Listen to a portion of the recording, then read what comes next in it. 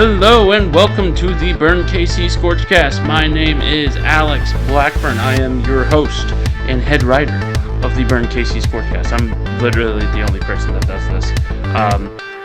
More on that later, though. I might need some help doing some stuff. I may not be able to do it all on my own, but more on that later. Doing the best I can. Got a shorter episode for you today. I'm not feeling super duper great in terms of just my energy levels today. I was at the Billy Joel and Stevie Nicks concert last night, which was a blast. Special thanks to my girlfriend Sarah Ben Ezra for getting us those tickets and for just the wonderful time. And special thanks, of course, to Stevie Nicks and Billy Joel too. It was a fantastic concert. If you have not gotten a chance to see either one of those two live, it is a real treat. They put on a fantastic show, and at their age, it's honestly pretty crazy how much gas they still have left in the tank. I mean, it is really awesome to kind of see them still alive and kicking at the age that they're at. Just an absolute blast, and had the crowd in a vice grip too. It was just a fantastic concert experience. So highly recommend, but that's really the reason why I am a little bit lower energy today. I didn't really drink all that much last night. We were out until midnight, and I feel like I'm getting old. I really do feel like I'm getting old, because college me would be like, that's no problem, but now that I'm out of college in 26, out of college, as in I am still in grad school, but I digress. I still feel old.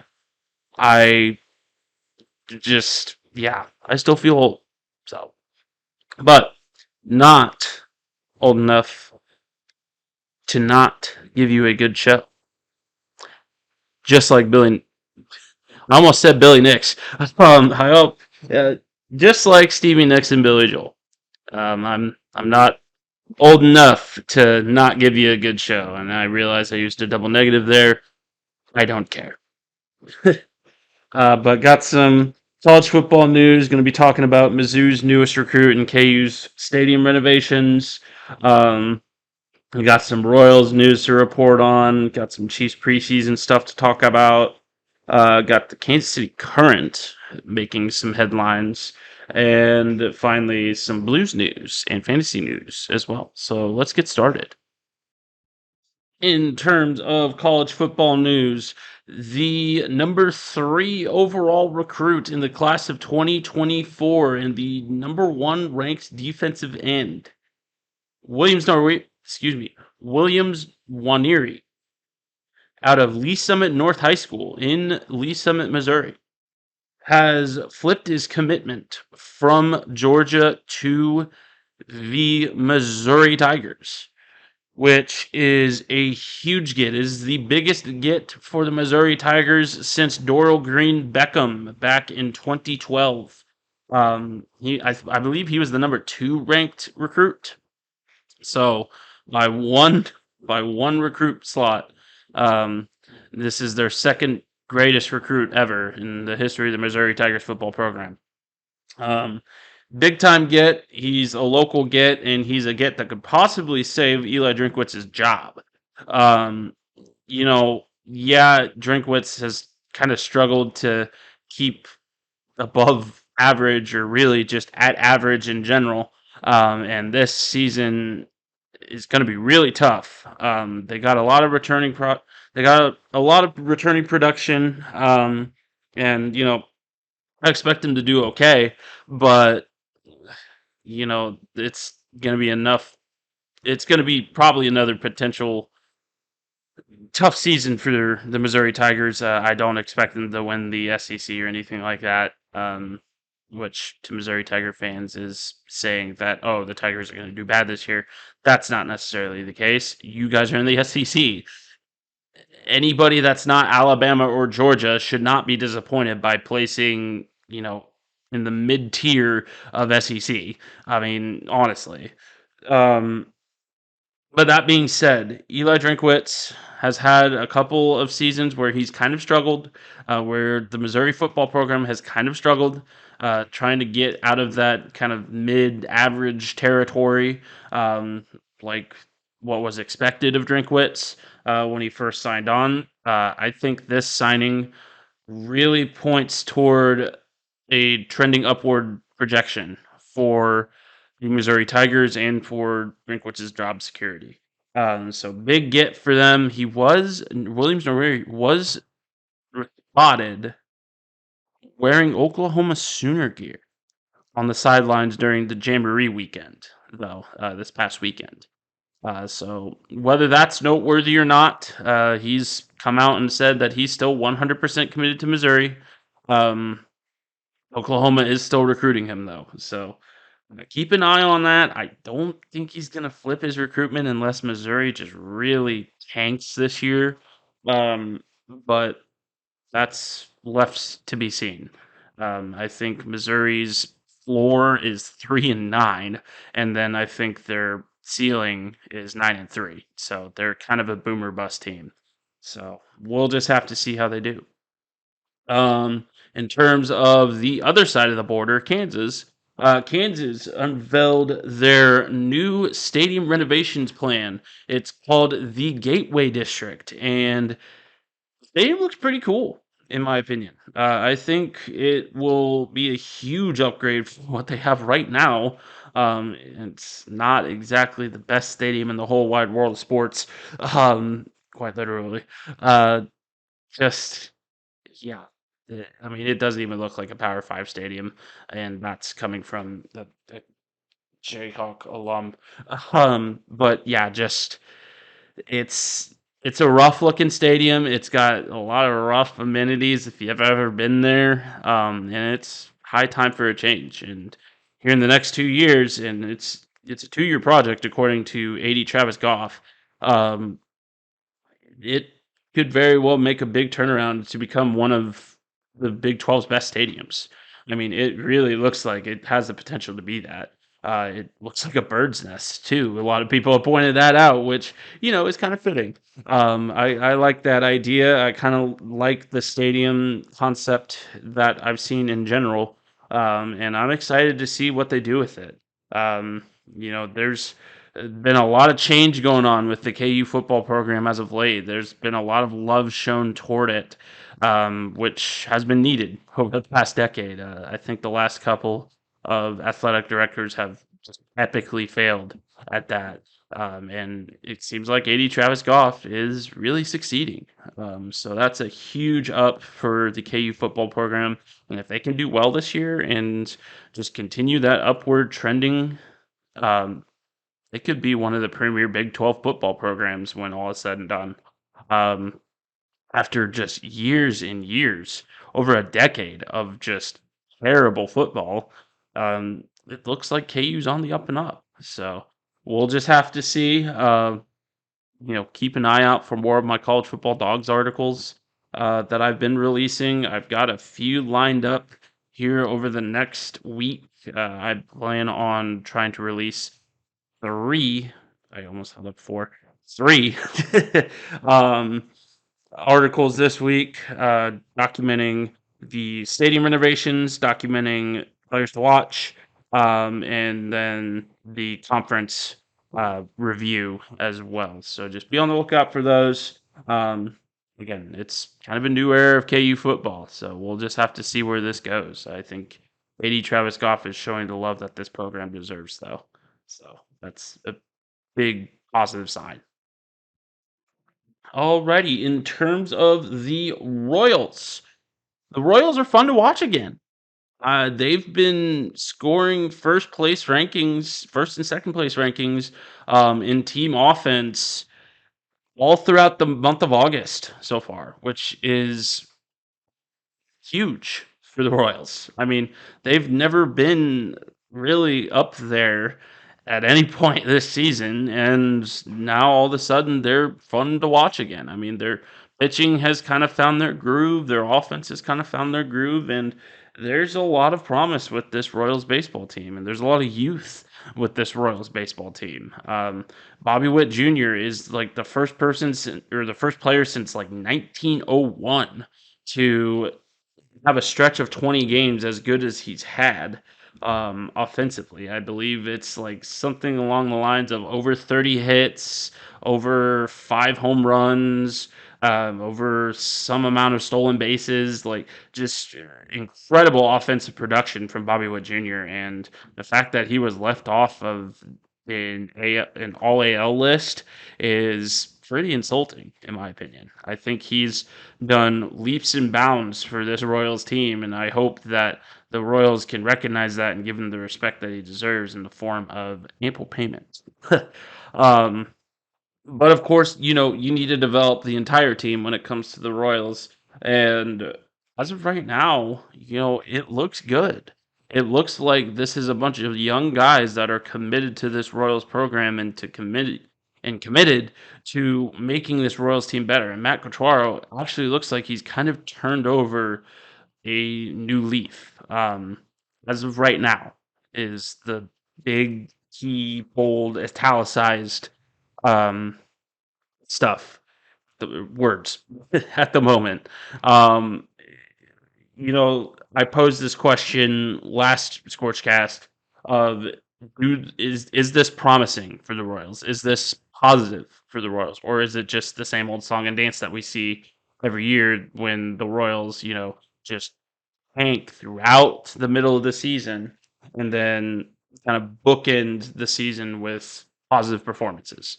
Because the beginning of the year, honestly, at the beginning of the year, this year, wasn't that many positive performances. This looked like a Royals team that was not going to be making the playoffs anytime soon.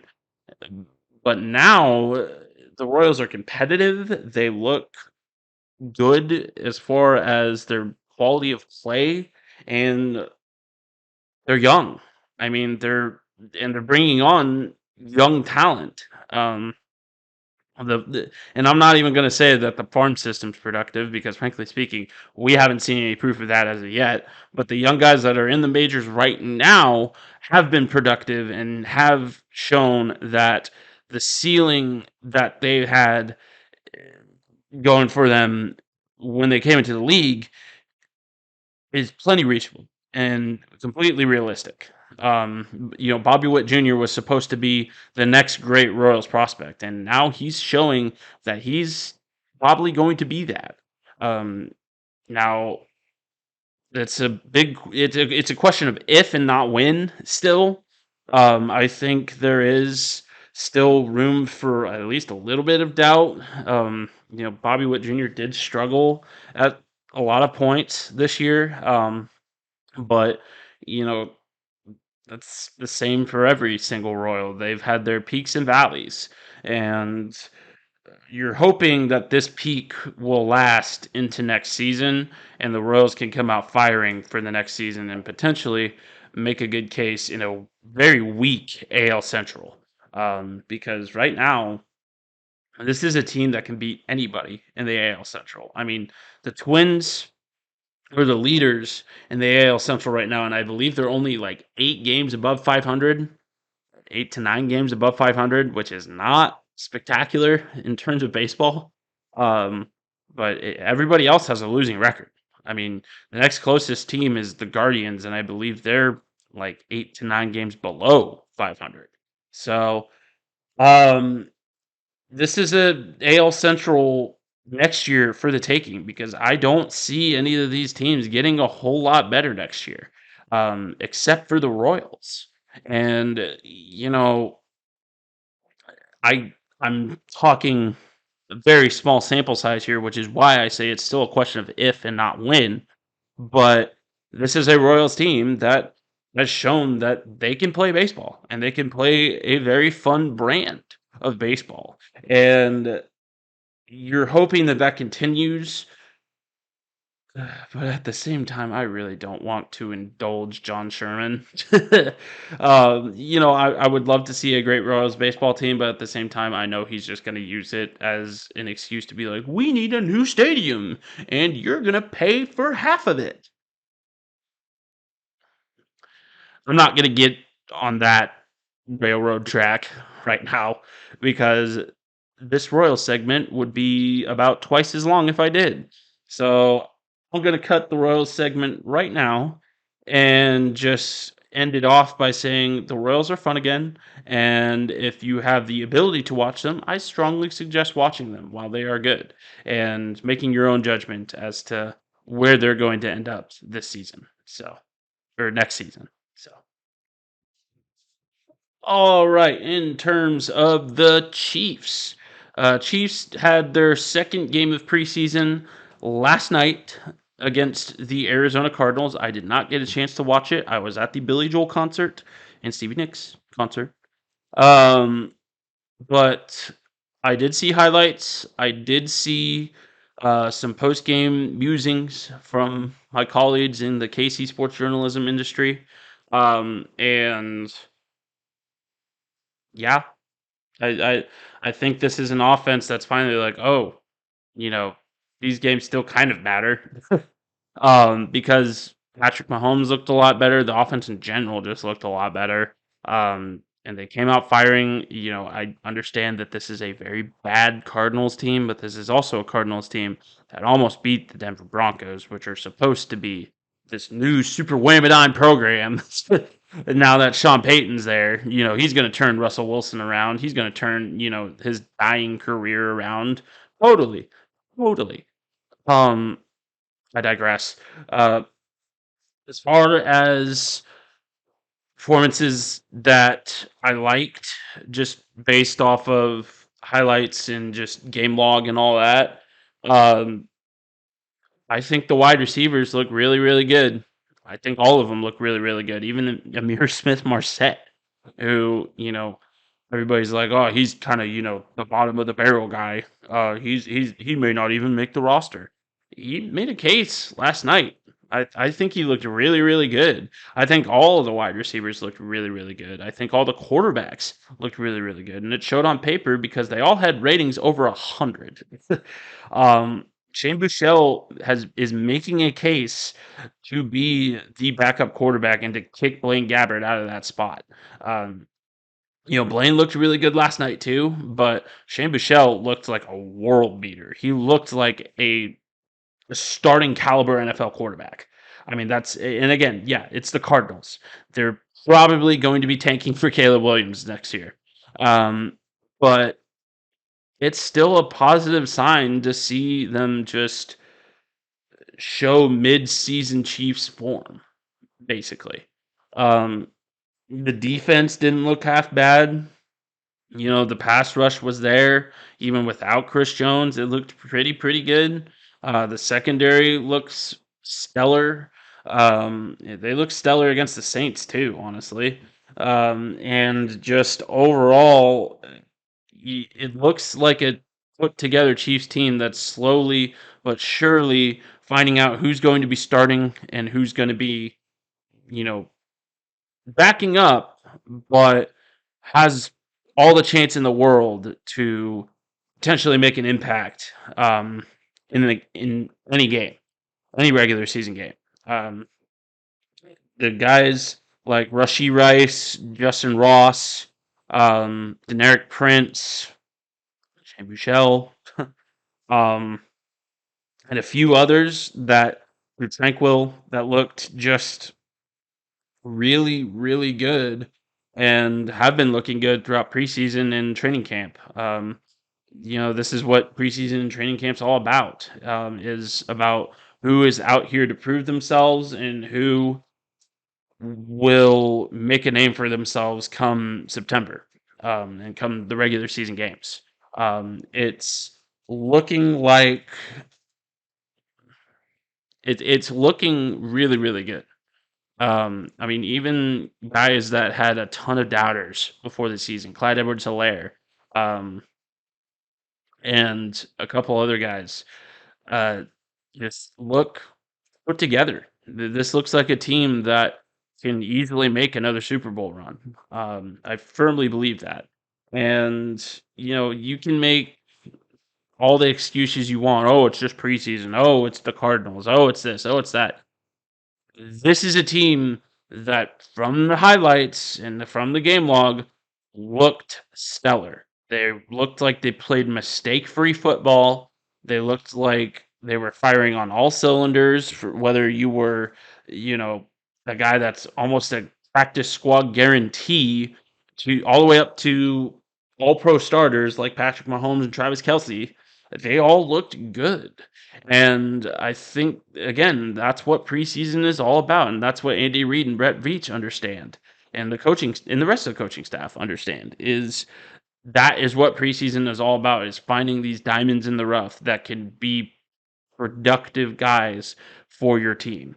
Um, I fully expect Justin Ross to get some good minutes in with the starting lineup. I fully expect Rashee Rice, Deneric Prince. I'm hoping for Nico Remigio, but that remains to be seen. He might get picked off the practice squad by a team that's in more dire need for wide receivers, I guess. I don't really know. We're kind of in dire need of wide receivers.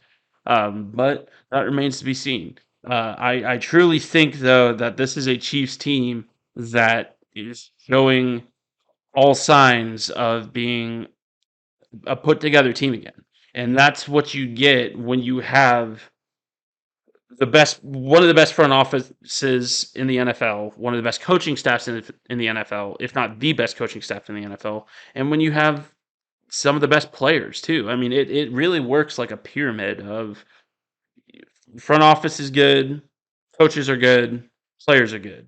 And in players, you can really work another pyramid in there to your all pros all the way down to your role players.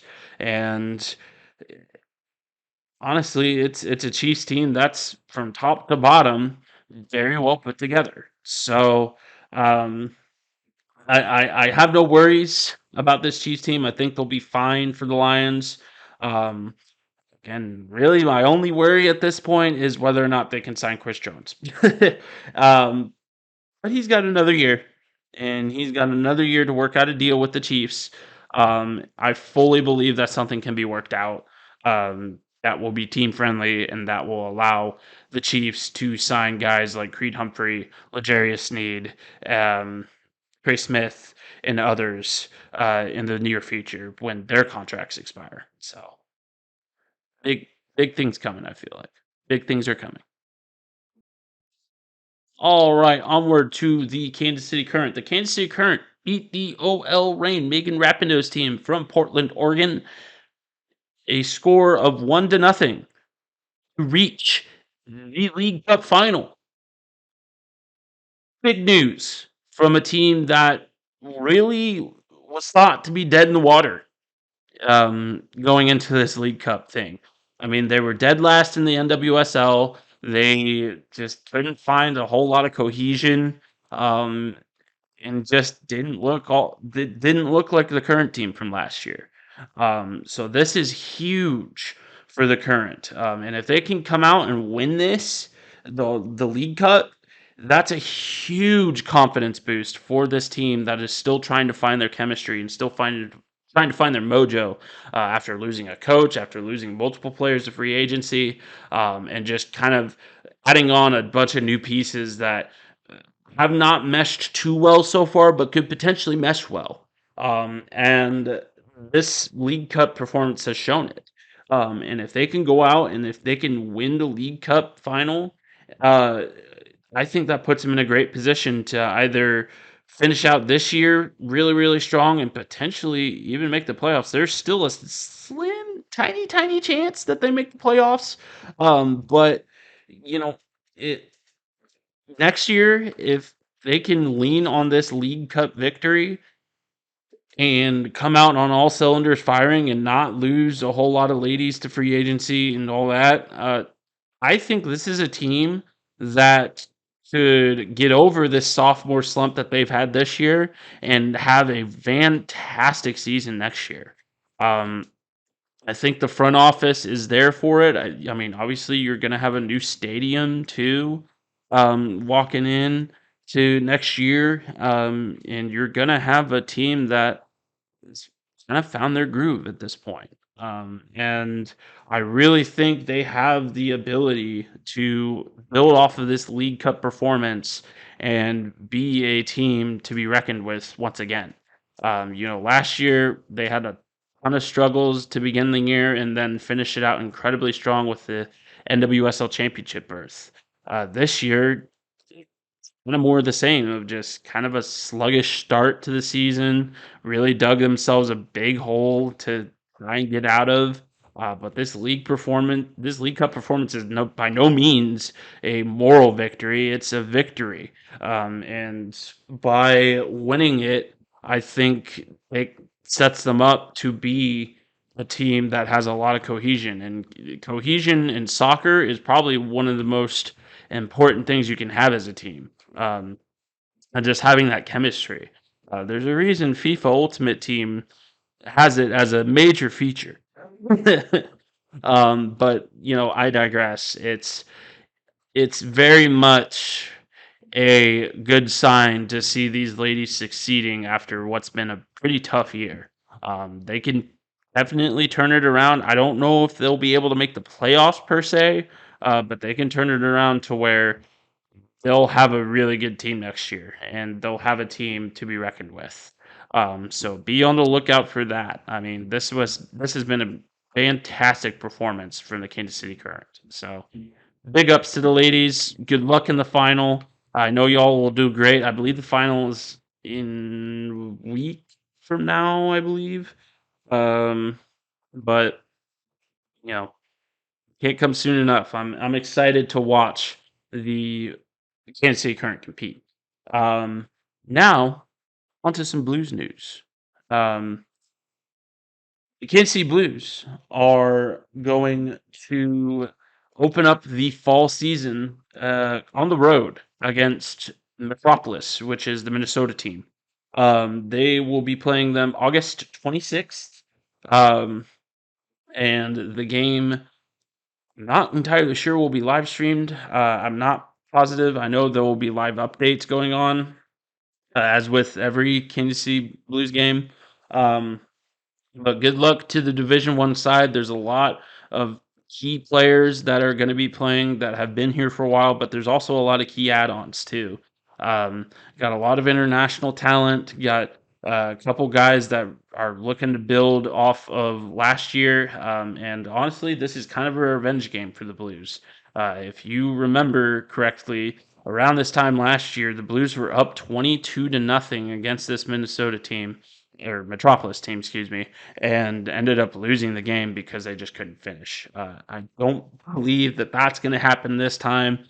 You've got a lot of very great coaching on the Blues sideline this year, even without the presence of Derek Pearson.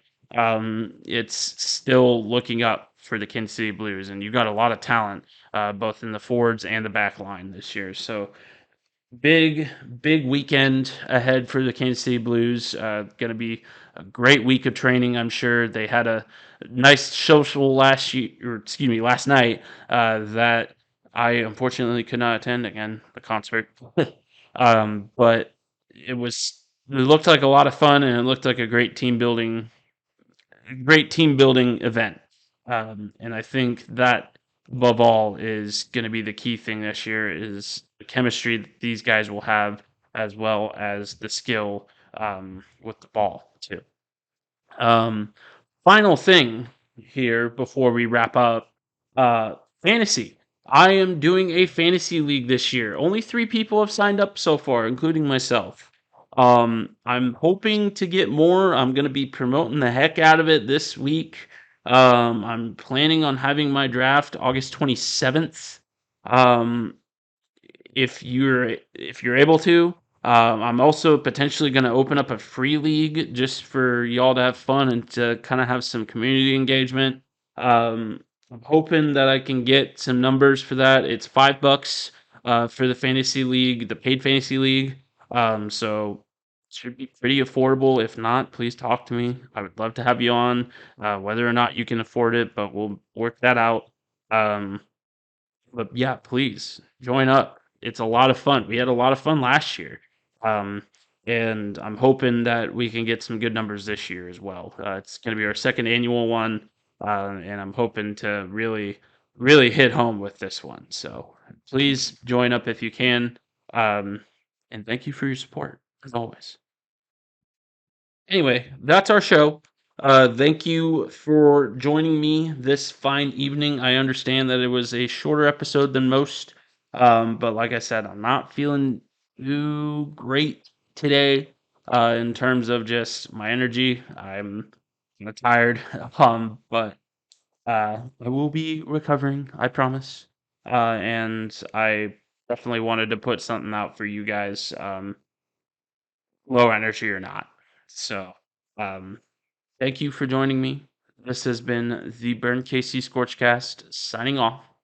Have a great night. I hope you enjoyed the episode, and I will see you next week. Thanks.